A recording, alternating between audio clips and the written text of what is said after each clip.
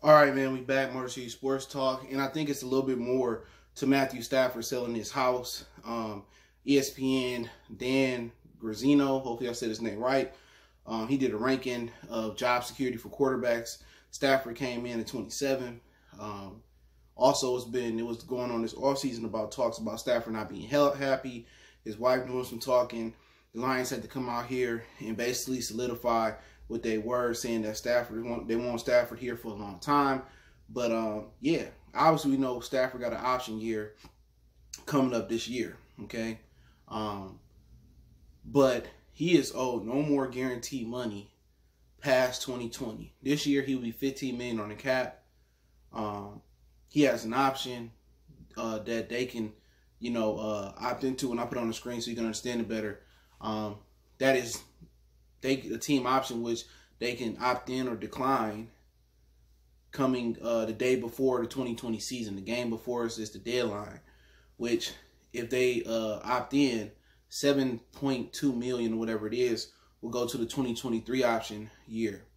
Okay, if they failed to do the option, they decline it, then they're gonna own $7 million, which they're gonna pay them $15 million the way it's structured anyway. So could the Lions have looked at this year's draft class and said, you know what, we can't get Burrows, we don't trust Tua, we look to a quarterback next year where you have Justin Fields, Trevor Lawrence, and there's always, a couple more quarterbacks that's going to go, in that, that could be good. This year was Herbert, and then nothing went else as far as Jalen Hurts, and then Eason and Fromm went later. So it was no other quarterback in that atmosphere, but there were three solid ones. So I suspect if the Lions do as bad as everybody's suspecting they do, then I believe it's a situation where they'll be in position to get a quarterback next year and not to pay Stafford nothing.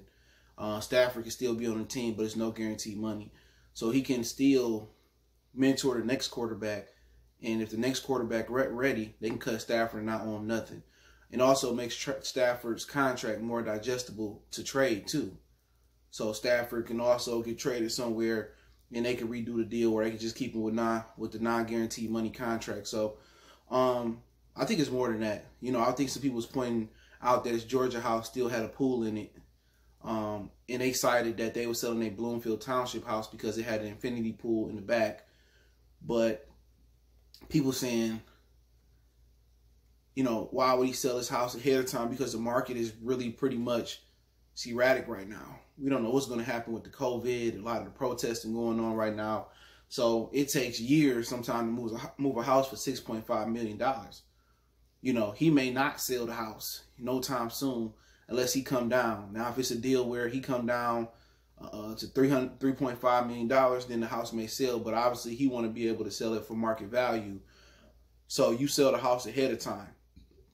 So with them selling that house ahead of time, I think Stafford may be done in Detroit. It may not be this year. They might draft somebody next year, but I think it's the end. I thought they just had an option year where they can opt in or whatever. I didn't understand that it was no more guaranteed money past this year.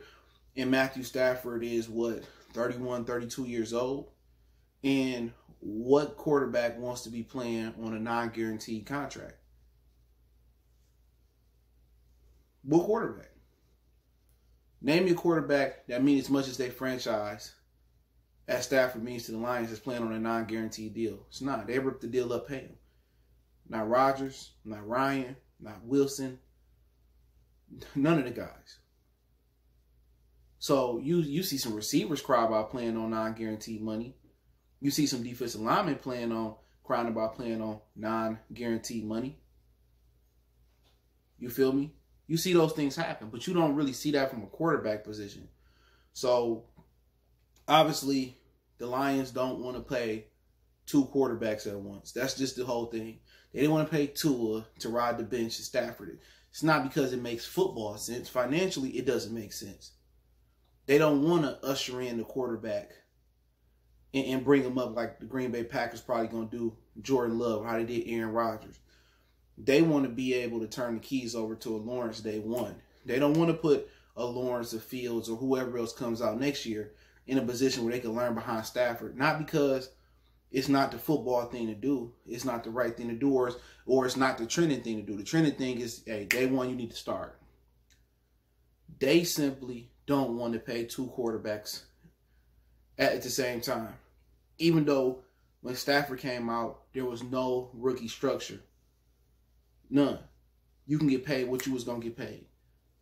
The NFL lied to the players and say that money that we going to cut and structure the rookie deals and slot it is going to go back to the veterans. Where did that money go back? Into the Martha, Jerry Jones, Stephen Ross, Robert Kraft. It went back to the owners' pockets.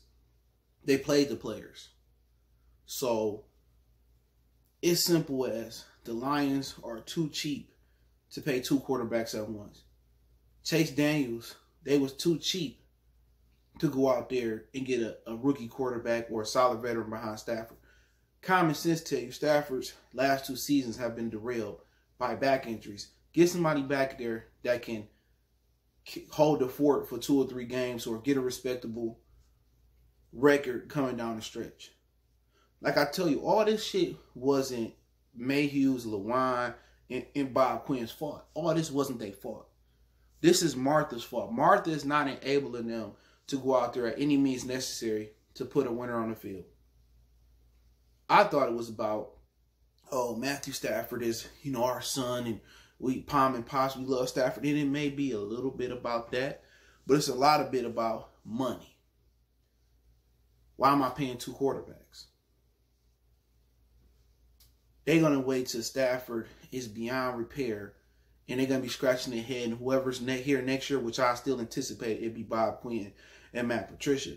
Whoever's here next year is going to have to be pressured to pick the right quarterback. And Lord forbid the Lions fall out the top 3 next year.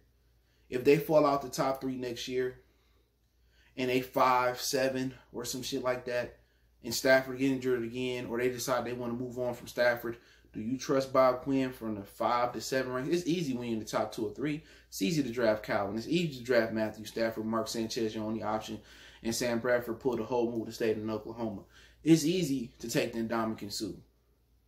But when the Lions is not in that top 3 range, 5 range, usually, it's bad news. Langston Tomlinson, Taylor Decker, Riley Reif. I mean, you can just keep going on and on. Hawkinson, we don't know how he going to look. Eric Ebron. I mean, you can just keep going on and on and on how bad that actually is. So, if it's a situation where, Stafford, 10 games in, let's say they 7-3 and Stafford go down and they end up 7-9.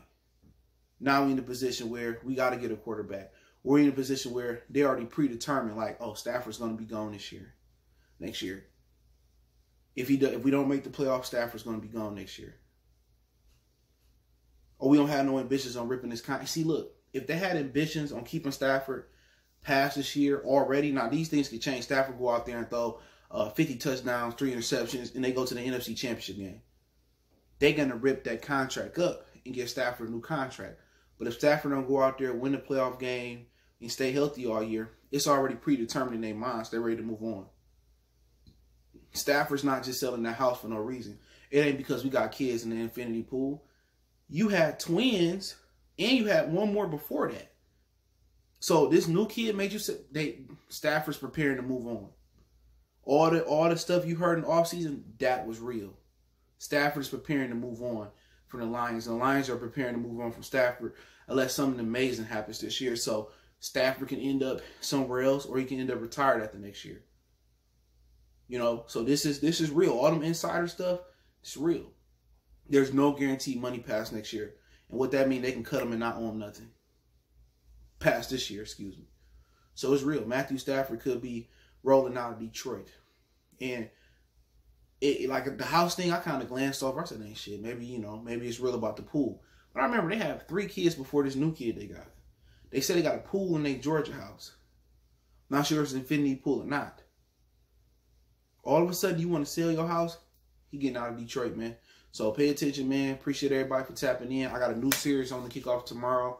I'm not going to unveil it, but you know when you see it. And then I'm planning on probably doing a Piston live stream tomorrow. So tomorrow should be a jam-packed day. If we got any other news outside of that, I'll squeeze it in. Don't forget we on Facebook, Instagram, Twitter. You can reach out if you got business, question, inquiry, response to your video request. Keep sharing the videos. Want to make a donation to the channel? Cash App, PayPal description. Best way to donate is share the video. One time for the one time. Mercy Sports Talk. Don't forget check out the channel out. Goodfellas Sports TV right here on YouTube for your latest news, sports, music, entertainment. We got you over there. It's Goodfellas Sports TV. We gone.